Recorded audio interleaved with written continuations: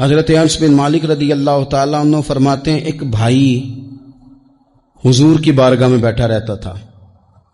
نکما نہیں تھا، شارحین حدیث کہتے ہیں کہ کسی مجبوری سے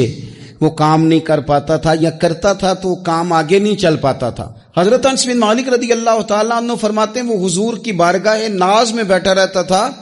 اس کے بھائی نے آ کے شکایت کی، یا رسول اللہ صلی اللہ تعالی علیہ وسلم، یہ کوئی کام ہی نہیں کرتا، کوئی محنت نہیں کرتا، کوئی جدوجہد نہیں کرتا، آگے نہیں بڑھتا، مجھے اس کی ضروریات کی کفالت کرنی پڑتی ہے، مجھے جدوجہد کرنی پڑتی ہے، مجھے اس کے معاملات کا خیال رکھنا پڑتا ہے، آپ اسے سمجھائیں۔ تو حضور نے نظر مبارک اٹھا کے بھائی کی جانب دیکھا جو بھائی کا شکوہ کر رہا تھا، تو کریم محبوب فرمانے لگے ہو سکتا ہے یہ جملے میرے محبوب کے، ان کو کہیں لکھنا، ان کی مٹھاس دیکھو، ان کا حسن دیکھو، اور بھائیوں کی محبت کے بیج جو رسول پاک پیوند لگا رہے ہیں اور جوڑ رہے ہیں، اور جس انداز میں بھائی کو بھائی سے ملا رہے ہیں، اس لہجے کے حسن کی مٹھاس کو بھی ذرا چکھ کے دیکھو۔ حضور فرمانے لگے ہو سکتا ہے رب تمہیں جو رزق دے رہا ہے وہ اسی بھائی کی وجہ سے دے رہا ہے۔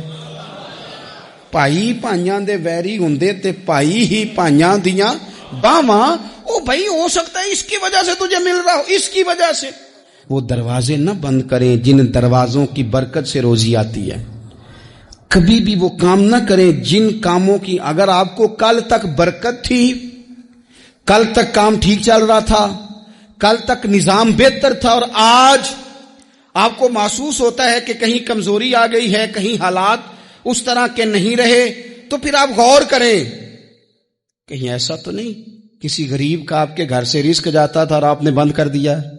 کسی کی مدد ہوتی تھی آپ نے بند کر دی، کسی کے ساتھ شفقت ہوتی تھی آپ نے بند کر دی، کوئی شخص آپ کی وجہ سے تسلی میں تھا اور پھر آپ نے اسے تکلیف میں ڈال دیا۔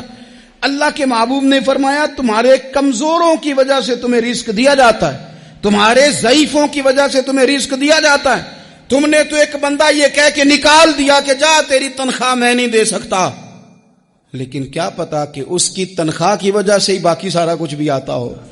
کیا پتا کہ اسی کے سبب سے اللہ انعام فرماتا ہو۔ لہٰذا ان روحانی مسائل کا بھی تھوڑا سا خیال کریں۔